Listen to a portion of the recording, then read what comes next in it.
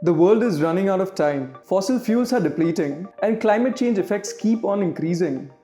Is Gujarat taking action? India has to reach 500 gigawatts from non-fossil sources by 2030 and reach 50% of its power capacity from renewables. For solar capacity, they are leading. In wind capacity, we are at nearly 13 gigawatts, which is the highest in the country. Almost 65% of the entire solar rooftop systems in the country, they are in Gujarat. There are already steps have been taken to achieve those targets. We cannot buy EVs because there are not enough charging stations. And because we hold meetings with the charging operators, they say we are not setting up stations because there are not enough EVs. So do you drive an EV yourself? So The latest renewable energy policy talks about not just focusing on land-based solar anymore. But how does it actually work, sir? there has to be evacuation capacity. There has to be grid, smart grids. While we are promoting agri PV solar, we want to experiment in as many areas as possible. I'm hopeful that within 1 or 2 years, the first plant of 500 megawatts will be there in Gulf of Khambat, and Tamil Nadu is the other state which is doing it, but we are still ahead of them because they have not even started the preliminary work. So Gujarat will be the first state, another area in which it will be the pioneer on offshore wind. Green hydrogen, obviously, it is going to be a biggest center in India. What are the things that are driving? Why is everybody coming to Gujarat? These are the things, because these two things have not happened in any other state. Single window portal and no rejection of connectivity.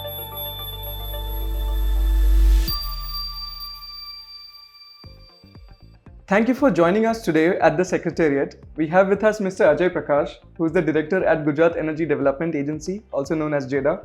It's nice to have you here today, sir. Thank you. Sir, before we move on to the policy side of things, I would like to understand what is GEDA's role at being at the forefront of a state's energy transition. GEDA, which is Gujarat Energy Development Agency, is the state nodal agency for energy efficiency, renewable energy, and climate change in Gujarat. There's an MNRE ministry in the government of India. So MNRE's work is being done by GEDA in Gujarat, and similarly there is a Ministry of Forest, Environment and Climate Change. The climate change aspect of it is also looked after by GEDA in Gujarat. I see. And sir, we see that Gujarat continues to catapult itself on the global stage. I mean, just a month ago, we had Coldplay's biggest ever concert hosted by Ahmedabad. And we see that this also increases a lot of investments, the influx of investments that GEDA is also preparing for the renewable energy ambitions. So my question would be, why should companies choose Gujarat to build the future of clean energy? See, Gujarat has always been at the forefront whenever it comes to anything that the country has to lead in. And as far as renewable energy is concerned, Gujarat is naturally blessed with a lot of potential, whether it is wind energy or solar energy, because Gujarat has a very long coastline, so Gujarat has abundant wind energy. Gujarat is primarily very sunny throughout the year, except probably for 15 days, we get ample sunlight.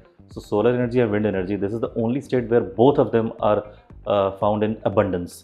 So naturally there is potential, but potential can only meet its true potential if it is exploited in a certain way. And Gujarat fortunately has a very good business environment, and that is because of both the government in place and because both there is a business community here and the people themselves. Because of the policies which are very forward-looking, which are pioneering policies, and the business environment is so good that people themselves are, everybody knows Gujarat is known for its dhando culture. Like, everybody wants to be in business, everybody wants to earn money. And since Gujarat has a lot of fallow land also, especially in Saurashtra and Kutch area, so the opportunity has met its potential here. So that's why Gujarat is a leading state. So it's very interesting that you mentioned that we have a lot of solar and wind potential because Gujarat has taken a leadership position in India's renewable energy transition. We vow that we will have 50% of our renewable energy capacity from non-fossil fuel-based resources by 2030. And this potential that we speak of, having a solar potential of 36 gigawatts as well as a wind potential of 143 gigawatts, how do we align and utilize this huge potential into making this 2030 vision into a reality? The Honorable Prime Minister has already laid out, as you correctly said, India has to reach 500 gigawatts from non-fossil sources by 2030 and reach 50% of its power capacity from renewables. I'm very happy to tell you that Gujarat has already reached 58% of its total power capacity from renewable sources as of now, as we speak today. So we have already crossed the 50% target. We are at 58%. So this shows that renewable energy, the limit for that in Gujarat is literally the sky. and that has only happened because of a host of factors coming together. As of today, Gujarat's renewable energy installed capacity is around 34 gigawatts. It is only second in the it is second highest in the country, just after Rajasthan. And obviously Rajasthan has a desert, so for solar capacity they are leading. In wind capacity, we are at nearly 13 gigawatts, which is the highest in the country. In terms of solar rooftop, which you also mentioned briefly in the beginning, we are almost 65% of the entire solar rooftop systems in the country. They are in Gujarat. Almost 8.3 lakh households have solar rooftops in Gujarat. So the potential has been exploited, but not to the extent we would like to have exploited so far. And that is why Gujarat has laid out an ambitious target of reaching 100 gigawatts by 2030. So if India wants to do 500 gigawatts, Gujarat alone wants to do 100 gigawatts by 2030, and that is just from solar, wind and solar wind hybrid, the traditional sources. I'm not even counting green hydrogen, for which another additional 50 gigawatts would also be done by 2030. So by 2030, Gujarat has laid out a very ambitious target, and as always, Gujarat wants to lead the country. And it is not just a target that we are just speaking about. There are already steps have been taken to achieve those targets. GEOVNL, which is the holding company of Energy Department in Gujarat, that has already signed agreements that has already entered into commitments just last year for almost 13 gigawatts. The private sector itself has committed 18 gigawatts just in that 1 year period we are talking about. So almost 60 to 70 gigawatts is already planned. And since we have 5 years, we are expecting not just to reach 100 gigawatts, but we'll easily cross 100 gigawatts. And that has got to do with, and that is because of a large number of factors coming together, which includes obviously the policy, the business environment, and the investments that are coming, the manufacturing capacity that is going to be set up. So all those things are there. I see. So it's really interesting that you mentioned Rajasthan's push in solar projects, because as Gujarat, we also lead the country with 64% of solar rooftop installations, 65% as you said. Nearly. And the latest renewable energy policy talks about not just focusing on land-based solar anymore. We are going on water now. There is a big push that we see in building solar installations on reservoirs and canals. But how does it actually work, sir? See, primarily the solar energy that is going to be developed will be ground-mounted solar. So while we are promoting floating solar, while we are promoting agri-PV solar, we want to experiment in as many areas as possible. But the primary instrument of our reaching the potential would be ground-mounted solar, would be solar wind hybrid. Just to give you an example, not just solar, I'm coming to wind. In wind this year, GEDA itself, we are going to carry out a pilot project, a large pilot project for rooftop windmills. Just as we have rooftop solar, as I mentioned, 65% of solar rooftops are in Gujarat because we started much earlier. Because Gujarat was one of the first starters. Just in terms of the policy structure, in 2009 we were one of the first states to come out with a solar policy, and wind policy is as old as 1993. So as long before in 1993 we came out with a wind policy. In 2009 we came out with a solar policy. 2018 we came out with a wind solar hybrid policy. We also have a small hydro policy. We also have policy for small scale distributed solar plants. So there are a lot of policies, and we are now going to come out with rooftop windmills this year, so that any installation would be self-sufficient. In the daytime you get rooftop power from solar rooftop. In the daytime and nighttime you'll get power from rooftop windmills. So it will be a self-sufficient system. But I'm just telling this floating, you mentioned floating solar. So these are pilots which we want to expand, because Gujarat does not have too many rivers or too many reservoirs where it can be done. But wherever we have, because there's a large Narmada canal network we have here, so it can be tried there. So there's nothing we want to leave out. So if any new technology, any new anything that we can lay our hands on, we'd like to do it, because 100 gigawatts is a target which cannot be achieved only by one instrument. So we're looking at multiple instruments. And one thing which I think will become much more important is, when you have so much of renewable energy potential actually converted into installed capacity, to tackle the problem of intermittency, we are also looking at battery storage in a very big way. Because unless you have storage, there is no point in having continuous solar and wind power, because ultimately it has to be injected into the grid. In the daytime you have excess power, and where does it go then? So battery storage is one area where Gujarat is looking at very seriously. And I'm happy to tell you that GEOVNL has floated bids for last year for 500 megawatts and 800 megawatts, and the rates that were discovered were the lowest rates in Asia entirely today. It is almost 2 point, I think 2 rupees 2.2 or 2.3, which is like the lowest in the entire whole Asian region. So this is also one important field which has to be looked at. So to understand this a little bit deeper, do we have any roadmap on having this grid installation facility happen on a larger scale in Gujarat? Yeah, good you asked that question, because if we are ramping up our renewable energy capacity, that power has to be injected in some place. There has to be evacuation capacity. There has to be grid, smart grids. Although we have the transmission system in place, but it is not sufficient to carry so much additional power in future. Plus the grids are obviously older, so they have to be replaced. So just last year, GETCO, GETCO, which is the transmission company of Gujarat, they have decided on a capital investment of 1 lakh crores in the next few years, and they'll be upgrading their systems. They will be expanding and so that the evacuation capacity is massively increased. Also, in the last year, Gujarat government, after a really long time, they finally decided to allow the interstate transmission system.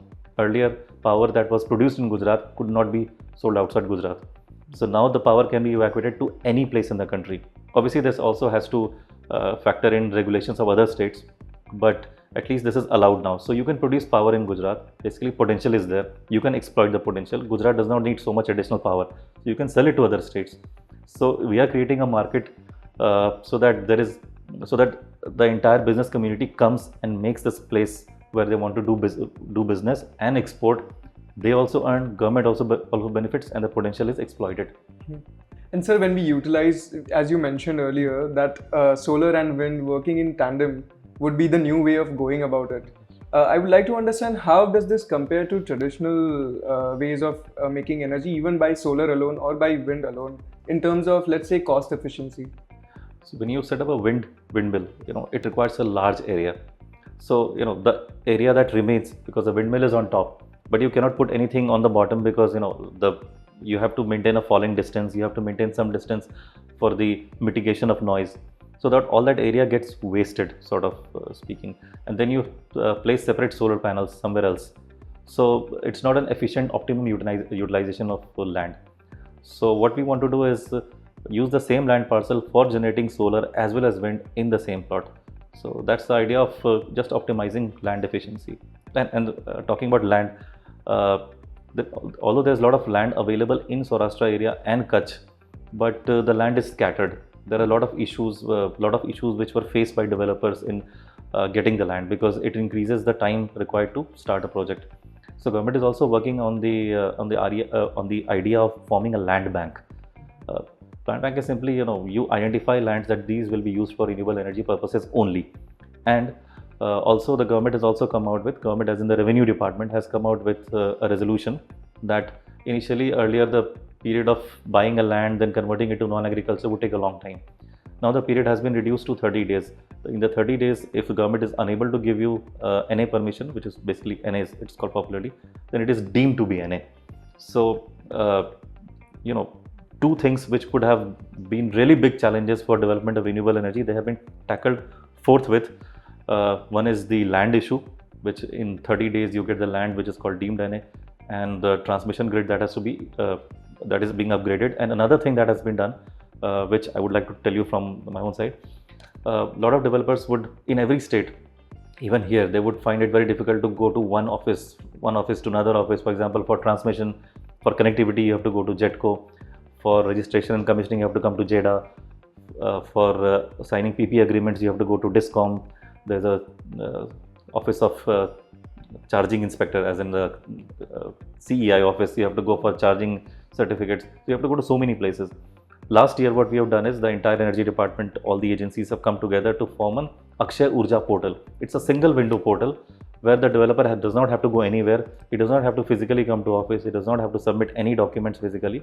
You just have to go on the portal. The portal automatically will direct to each and every agency concerned, and the developer need not go from one place to another. So just to add to ease of doing business, we have come out with this. And the one thing that is very special in this is regarding connectivity. When a developer wants to set up a project, the first thing that he looks for is land, obviously, and then whether I have the evacuation capacity or not. Now here, the evacuation capacity will be given on demand.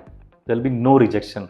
Any developer wants to set up anything, he can see on the portal itself while applying how much connectivity, as in how much evacuation capacity is available in the system. So that will decide whether he can actually set up the plant or not. If it is not available, the entire plans are laid out there, that in 2026 how much evacuation capacity will be there, 27, 28, 29, 30 and so on. And if there is no evacuation capacity, he can request for an additional capacity, and then GETCO will actually set up the build the plant in a certain number of months or years.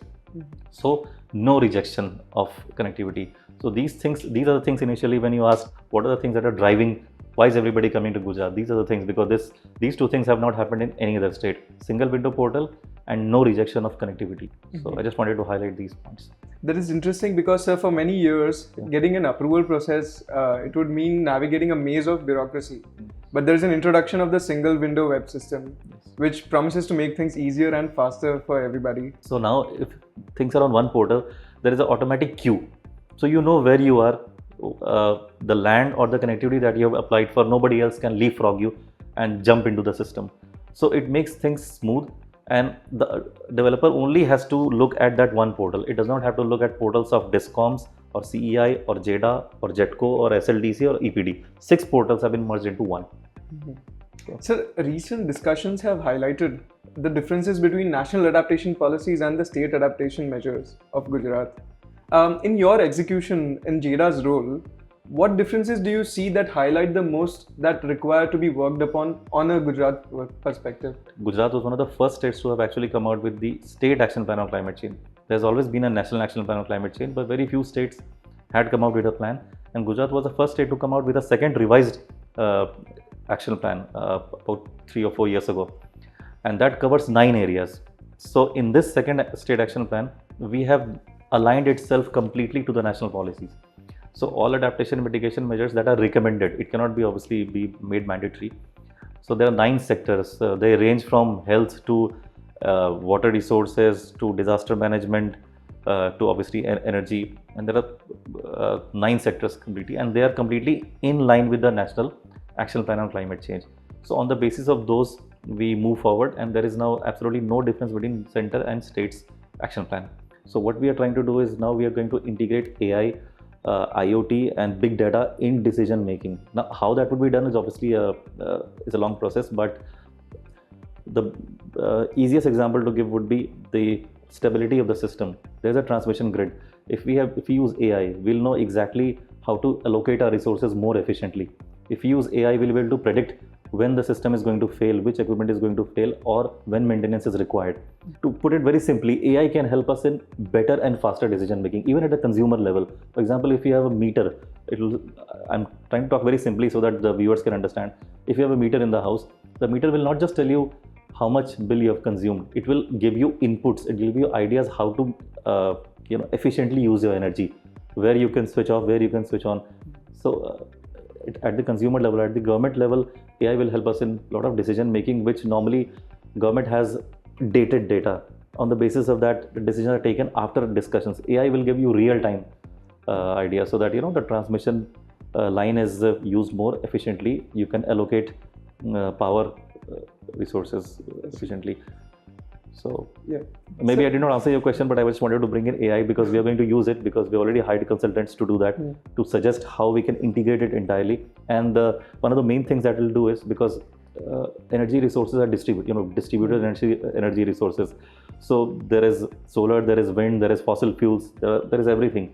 So how do you make sure that efficiently it is utilized? So AI will be able to use decision making in DERs, distributed energy resources.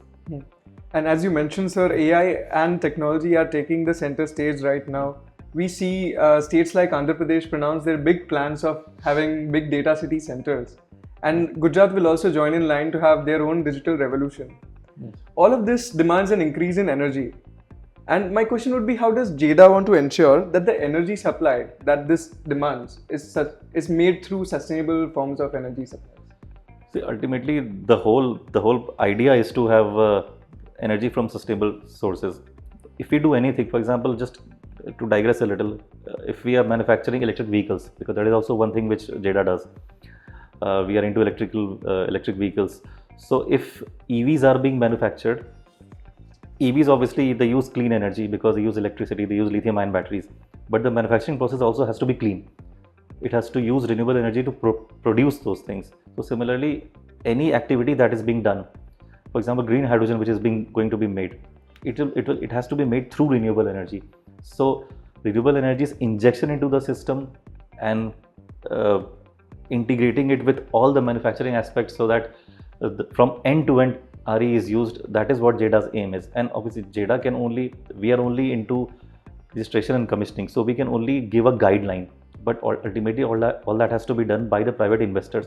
So we have to facilitate them.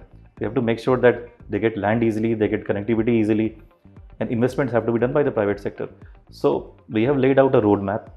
We have laid out sort of guidelines. We come out with SOPs from time to time. Almost every few months we come out with SOPs for wind energy, wind solar hybrid, small hydro.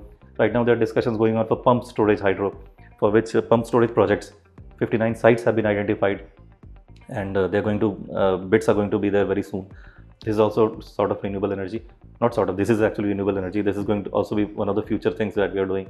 So a whole lot of resources, how they're going to be exploited for everybody's benefit, we lay out a roadmap, and ultimately the private sector has to step in with the investments. They will only invest if the returns are good. So we make sure that the returns have to be good. So that way the roadmap is laid out, and we ensure that anything that we are going to set up, the back end also has renewable energy. I see. So do you drive I an hope EV you answered yourself? No, not so far, but Okay. I plan to buy something very soon. So looking at it from a consumer's perspective, Yeah. since you're also planning to buy this, do you think the EV adoption in Gujarat is happening fast enough? Yeah, as far as EV adoption is concerned, in two-wheelers, we are doing good. I think we are fourth or fifth in the entire country. In four-wheelers also, I think we are eighth. In two-wheelers we are fourth, four-wheelers we are eighth, and in three-wheelers we are lagging far behind. We are, I think, 21st or 22nd. So it's like a chicken and egg story. Everybody says we cannot buy EVs because there are not enough charging stations. And because we hold meetings with the charging operators, they say we are not setting up stations because there are not enough EVs. So who will come to our center? So what we are doing is we are also coming. There is already an EV policy, and the EV policy is going to be revised this year only. So we are continuously having discussions, and now we are going to. Juvenile has already floated bids. We are going to come out with. We are going to set up EVs irrespective of whether EVs are there or not. Why? Because if we set up charging stations, automatically people will be inclined to use EVs. The two things that people don't, two reasons why people don't buy EVs initially is higher initial cost, and secondly charging infrastructure. So we want to ensure that charging infrastructure will be subsidized by the state. We'll give viability gap funding to the operators so that EV charging stations are available at every tourist spot in all the major cities, at all the highways. They have been identified. Already there are 797 charging stations as of today in Gujarat, and it will be almost 3 to 4 times if the bids fructify. And as far as the EV cost is concerned, obviously that is something that the government of Gujarat itself cannot do, that the market has to do, because technology is getting upgraded every year. Now there is not much of a difference between, say, petrol or diesel cars and EVs. Obviously EVs are still expensive, but I believe as more and more adoption happens, technology upgrades, the cost will come down. So EVs has to be the future, because petrol and diesel ultimately will keep on getting costlier and costlier. So I see. So you mentioned that there is always a high initial cost whenever you buy an EV. And from a consumer's perspective, if we are revising the EV policy this year, for example, a consumer would look forward to any financial incentives that the policy would provide. But you suggest that the market must be the one that is regulating the price, and they should be providing these financial initiatives. Would you like to expand a little bit more about this? see, initially Government of India, they came out with FAME. Under the FAME, there was some subsidies for EV manufacturers. Now they have come up with something called eDrive. So Government of Gujarat is not involved in this. It is Government of India's policy, because it is for manufacturers all over India. Now eDrive, there are certain incentives which are different from what was in FAME. So the market is still coming to grips with it's a fairly new policy. So how it will peter out is it is still yet to be seen. But GOI also seized with the opportunity, seized with the challenge, and the state government does not necessarily have any role to play in terms of EV manufacturing, because it can only provide them facilities in the state. For subsidies, for example, the FAME policy earlier, E-Drive policy, they are GOI policies. So we just ensure that whatever policies GOI has, we should be the first movers in that. So the new policy still has just come out, so there's still jury out on that. Sir, renewable energy is not just about reducing carbon emissions, as we all know. It's also about creating new jobs and giving some growth to the economic development. When we compare renewable energy sectors with traditional ones like coal and thermal, how does the renewable energy sector impact wages? It's a good question because the green economy is going to be a fairly large economy because every year it is expanding. In fact, right now, so many of the manufacturers, so many of the players who are setting up industries to manufacture solar PVs, they're telling us we don't have skilled manpower. There is enough manpower in Gujarat, but the only need is to upgrade their skills. So green jobs is what we know as green jobs are jobs in the say installation, in service, providing services as well as in manufacturing. Because so many solar panels are being installed, who are installing them? We need workers for them. So many solar panels are being manufactured. So where would the people come from? There is a big market for this. And to just tell you, this year we are trying to start courses in various universities of Gujarat, starting with Kaushalya Skill University, where these specific courses will be run and government will be reimbursing for whatever the cost is. Yeah, because we want our youth to be skilled, because Gujarat is a manufacturing hub. But the youth of Gujarat who is already empowered but which may not have green skills. Green skills means you just need to do some course so that you are able to be absorbed in this entire economy. So green economy is going to be really big, and as the economy expands, the wages are going to rise, because right now there is a demand is far outstripping supply. So wages are at a premium at the moment. Even when the supply increases, the wages will not reduce because this market is going to expand and expand. Renewable energy is something that is expanding everywhere in the world. In India, it has to, because we have to be a developed economy by 2047. Honorable Prime Minister has said it many times. How do we become a developed economy? A country becomes developed only when the consumption of energy increases, when the whole system is electrified. The simplest measurement of a country's prosperity is per capita consumption of energy. At present, today, India's per capita consumption of energy is 1/6 that of developed countries and 1/3 that of world average. In India, Gujarat has in fact twice per capita consumption of energy as compared to other states, but still it is far behind, if you compare it to other countries. So energy consumption is going to increase. Now, where is this energy going to come from? Not just from renewable energy. In the short term, it is going to come from fossil fuels as well. But if we burn fossil fuels, there will be GHGs, and ultimately the purpose is to not let GHGs go into the atmosphere. So coal and petroleum is anyway going to finish, but coal is going to rise in our matrix, but it has to come down ultimately. I'm just giving you a very broad, larger picture. So at the moment, RE is increasing and fossil fuels are also increasing in India. And it should not come as a surprise because India wants to become a developed country. So energy cannot be simply met by renewable energy. So at the moment, both are there. But after a point, this curve is going to go down and RE is going to just go up and up. So that is why this sector is never going to shrink for at least the next 30 to 40 years. That is my thing. And apart from renewable energy, there is another area that we have to focus on is energy efficiency. That is also GEDA works. Renewable energy is only looking at the supply side of it, but demand side, we cannot just keep on increasing demand. Energy consumption itself is not bad, but consuming energy wastefully is bad. So you have to consume energy efficiently, in the sense, industries, MSMEs, there's a big sector of MSMEs here, which few people talk about. Gujarat is the hub of MSMEs. So the energy demand has to be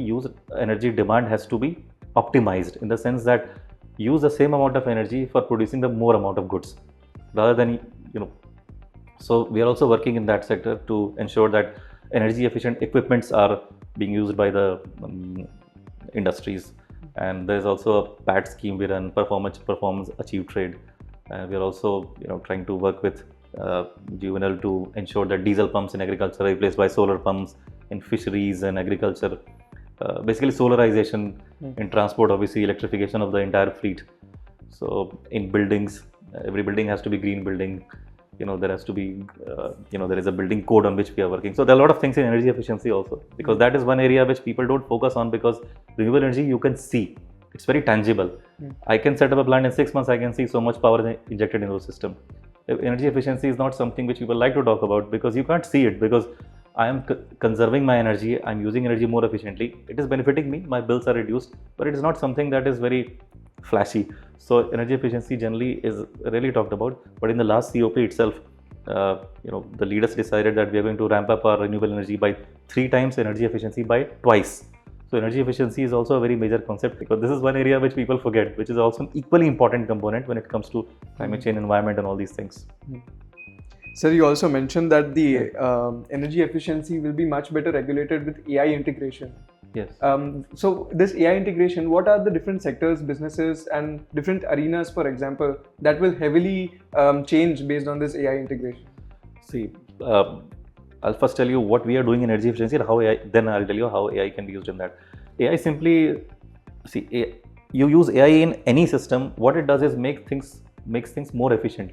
It removes, or not just removes, it reduces, human beings can go wrong.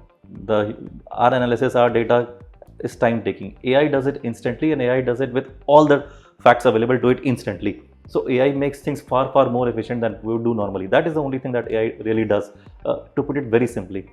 In energy efficiency, right now in Gujarat, we have 134 large polluting industries across sectors such as cement, fertilizers, refineries, all these things, big industries, heavy industries.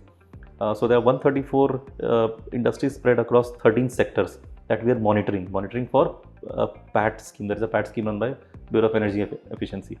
It simply means that in a 3-year cycle, they have to reduce their energy consumption by a certain amount. If they are unable to do it, then they have to buy these certificates from industries who have overachieved. So underachievers buy it from overachievers in the power exchange, Indian Energy Exchange and Indian Power Exchange of India. So this PAT scheme has managed to reduce a lot of emissions. I'll give you an exact figure also. There is, in the last 6 PAT cycles, PAT cycles, we have reduced 3.2 million tons of oil equivalent in Gujarat itself. That is what GEDA does. So I have the exact figures. So, and the PAT cycle number 7 and number 8 is going on. This is something which is going to morph into the carbon credit accounting mechanism, which GY is going to come out with this year. So what we do is, we have to do a lot of groundwork for that. We have to go to these industries, we have to monitor, they have to fill the form, and there's a lot of paperwork, there's a lot of follow-up and monitoring that we have to do to verify. When AI steps in, then all these manual interventions, what is called M&M, monitoring and verification, that will just be done by AI. So we'll have a real-time data of which industry is performing how, and industries can also see themselves, and automatically the certificates can be traded, which is right now done manually. So everything that is manual, everything that for which we have to spend a lot of time and energy, that will be done by AI. So AI's interjection will be here, and also in terms of telling us if you can have sensors, we don't have to monitor it at a regular period of time. So AI will help us in that. Now we are also trying to target MSMEs. So far only big industries were being targeted. MSMEs across the country, they account for 30% of emissions, which, since MSMEs, we consider them to be small, nobody really cares about, but Gujarat, Maharashtra, these states have lots of MSMEs. So we are also now trying to target them. BE has come out, the Bureau of Energy Efficiency has come out with some scheme which has not yet been implemented anywhere. We are also studying it, and then we'll be going to implement it in MSMEs so that their efficiency is also increased. By efficiency, we simply mean your emissions will reduce. And how will the emissions reduce? If you have the latest technology equipments. But the question with MSME is, why would anybody change their equipment? Because it is generally expensive. For that also, there is a line of credit that MSME has tied up with several banks. So what we are doing is we are bringing them together. MSME is somebody who owns an MSME is a small person. A small person in the sense is not a very big businessman. Now he can only invest if he gets money at a low cost. So there's also this problem of low cost financing. So we are also working with Bureau of Energy Efficiency in that. So energy efficiency is something that we like to, GEDA likes to really work in, because renewable energy is something that is going on auto mode right now. In Gujarat, at least, it's completely on autopilot now. because every day more and more industrial houses, people who are not necessarily into RE but who have money want to invest into it. So there is a whole lot of developers that have developed have come up. They will develop the renewable energy for somebody in Gujarat. So we only have to make sure that the environment is positive, which is already is. But for energy efficiency, we have to give a lot of push, because industries are not really willing to invest in energy efficiency measures because they are costly, number one. Number two, their effects are seen over a long time. But I insist always, and through your channel also, I want to say this, that ultimately it makes business opportunity, because as I said earlier also, in this much amount of energy, you're producing this much amount of goods. If you use energy efficiently, use energy efficiency equipments, this much amount of energy, you will produce these many goods. So it makes business sense also. And obviously we are trying to ensure that MSMEs have a low cost line of credit also. So you briefly mentioned something very interesting called the carbon credit accounting mechanism. Yeah. Sir, how does this work? See, earlier there was a few years back, there was no Indian system of carbon trading of credits. There was, there are international organizations. It was called voluntary market, where industries, whoever achieved more in this sector, they could, sell this to foreign entities. They would get money. That's how it was working. Last year, Bureau of Energy Efficiency came out with a detailed notification that there will be a national market. For the first time, they're setting up something that in India you can trade. So if you, for example, I mentioned PAT scheme, some industries which are performing better, in a 3-year period, if you reduce your emissions by this much, they'll be able to get this much carbon credit, which they can obviously, it's the same theory that you overachievers will trade with underachievers. Somebody who has not been able to achieve their target will trade with somebody who has been able to overachieve their target. So there is an incentive to overachieve, incentive to reduce your emissions. And this market will be based in India. Government of India, as in BE, will certify what sectors are eligible and what is the conversion rate.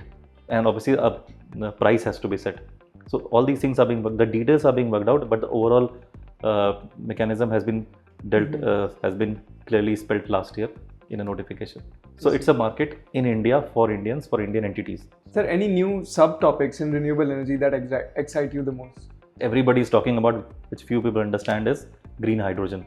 Green hydrogen is something that everyone wants to talk about, because at the moment it is expensive, so there are not many takers for it. But in India, but in Gujarat itself, 1 lakh hectare land has been allotted in Kutch, and the plans are to produce 30 lakh metric tons per year. And this is primarily for export, because in Europe and Western countries, the demand for green hydrogen is a lot at the moment. But gradually, I think in India also the market for green hydrogen will be there when things are made a little bit more mandatory in nature. So green hydrogen is a new area which excites me, obviously. Then there is offshore wind, which I did not talk about, but Gujarat is one of the only 2 states which Government of India has identified where offshore wind will be set up. Offshore wind simply means in the sea. In Gulf of Khambat, the area has also been identified. 500 megawatts will be done in the first stage, then it will be increased to 2 gigawatts, and ultimately the plan is to have 5 gigawatts. So the studies are already being done, consultants have already been hired. So there are obviously some issues because you understand, in the middle of the sea you want to have windmills, so there'll be lots of issues. But I'm hopeful that within 1 or 2 years the first plant of 500 megawatts will be there in Gulf of Khambat, and Tamil Nadu is the other state which is doing it, but we are still ahead of them because they have not even started the preliminary work. So Gujarat will be the first state, another area in which it will be the pioneer on offshore wind. Green hydrogen, obviously it is going to be a bigger center in India, because no other state has even allotted land for it. We have not just allotted land, we have allotted to 5 different companies also who already started working on their plants. Sir, you mentioned that initiatives excite you the most right now for renewable energy spaces. So what is the role of GEDA in the execution part of these new green hydrogen initiatives? Yeah, so GEDA does not have any role in green hydrogen because there's a different agency called GPCL which does it. But ultimately, we are all members of the same community. Juvenile, GPCL, GEDA, we are working in this sector along with JETCO and the others. Everything that starts with G, all those people are working here. Green hydrogen offshore wind is being looked after by GPCL, but there are always stakeholder meetings, there are always inputs taken by one or the other. For example, we are doing the traditional renewable energy sources, they are doing the newer things. But when projects are being executed, we all take each other's inputs into account. So we are not executing it, but yeah, I'm aware of what is being done and they are executing it. and they're also executing parks. There are a lot of solar parks, there are a lot of RE parks. In fact, I'd like to just mention world's largest RE park, renewable energy park, is being constructed in Khavda. There'll be 37 gigawatt park. It will be the largest in the world. At no place in the world you have more than even 10 or 15 gigawatts. So that is very ambitious. Work has already started. Some of the plants have already been commissioned. It will take a few years. So these things, and obviously battery storage is I would say the future for all RE projects in the entire world, because the whole world is now thinking so much REs will be produced. Where do we store it? And battery storage is extremely expensive. At the moment in Gujarat, there is only there are two villages which are entirely solar villages. You must have heard Modhera was the first one. Now recently there's a second village in Banaskantha. I forgot the name, but it's a border village. It's the second solar village. So similarly, more villages will become solar villages. But what does solar village or solar city mean? It simply means you are using solar energy to power your needs. But what about the excess power? If you don't store it, where does it go? How will you use it? So ultimately storage is required, because in the daytime you also have wind, you also have fossil fuel sources. So much extra power needs to be stored somewhere, and battery energy is expensive at the moment. So technology is being upgraded and prices are coming down. As I mentioned, GEDA has discovered the lowest price in Asia at the moment. So energy storage systems are going to be the future for the next 3-4 years. Everybody is working hard to bring down the costs. Bring down the cost in energy storage, in green hydrogen. Then they will anything that is dictated by market, by pricing, will automatically. Why is solar, why is wind popular today? Solar energy, when it was started in Gujarat, it was rupees 15 the cost. Today it is last year it was 2.65. So it is as good as the conventional sources. So it is cheap. So everybody has latched onto this bandwagon. Green hydrogen, energy storage, these are little expensive right now. Green hydrogen, I think around 6 rupees. The moment it comes down to 3.5 or 3, automatically market will take it on autopilot mode. Market goes where the money is. So money is going to be there in the future. At present, it is in solar and wind solar hybrid. Mm-hmm. So before we wrap things up, under the new budget, as I mentioned, there is a new specific provision of 255 crores for green initiatives. How does GEDA align its green financing or green budgeting ways of going about things to align with the renewable energy ambitions that you hold, which are clearly quite high? See, government of Gujarat has already came out with concept of green budgeting a few years back. Almost, I think it's 4 or 5 years now. What does green budgeting simply mean? That every department has a budget, and a part of that budget is entirely for green issues. By green issues means, let's say any water resources department, it has its own budget of laying down pipelines and making canals and all those things. If it is leading to something which is environment friendly, which is increasing sustainability, it becomes green budget. So the green budget is tagging of the budget of every department which is towards environment friendly issues. So Gujarat is the first state to come out with this concept of green budget, and specifically regarding this 255 crores you're saying, there are a whole lot of issues. I can tell you what GEDA specifically will be doing. For example, I did not talk too much about climate change. I'll just mention briefly. We conduct a lot of research.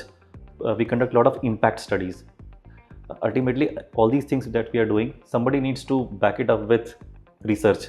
So at the back end, we do a lot of research. We give a lot of projects to IIT, IIMs, PDEU, all these universities in Gujarat as well as outside Gujarat. So we right now, almost 58 impact studies are going on by various universities and colleges. Now they inform us what to do next, what to put in the budget. So these impact studies are being done. We also have instituted climate change awards. Every year we give awards to individuals, to industries, to institutions, and anybody who is doing something in climate change. Then we also provide LED lights and energy efficient fans in all the schools of Gujarat. I'm happy to tell you that in all the government schools of Gujarat, in the last 2 years, we replaced all the bulbs and all the fans with energy efficient fans and LED lights. Then we do lots of awareness activities in schools. In all the schools of Gujarat, our teams go, we hire consultants, they do. They tell children basically about the, why they should go for energy efficiency, what is basically, switching off lights and these things. So we want to educate the public. So awareness programs are being done. Sir, are there any of the big innovations or these interventions that we might have missed right now? Not specifically, but one thing that we want to mention, which is not being done anywhere in India, which we are the first, which I also mentioned earlier, is the rooftop windmill. This is going to be a game changer because no other state has done it. Just as Gujarat was one of the first states to have led in solar rooftops. So solar windmill is something that nobody is talking about right now. It was already in our policy last year, last to last year, 2023 policy, but it was not implemented anywhere because it's fairly new.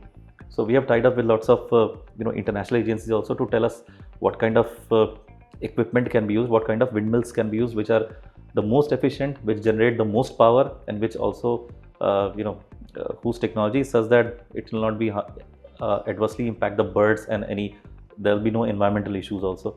So this year we have earmarked a certain budget for that. So part of that budget is also going in this. So we'll implement it in a lot of places. If it is successful, next year we'll implement it in a big way in the entire state. That is one takeaway that I think is from GEDA's side in the budget. So thank you so much for your time and insights today.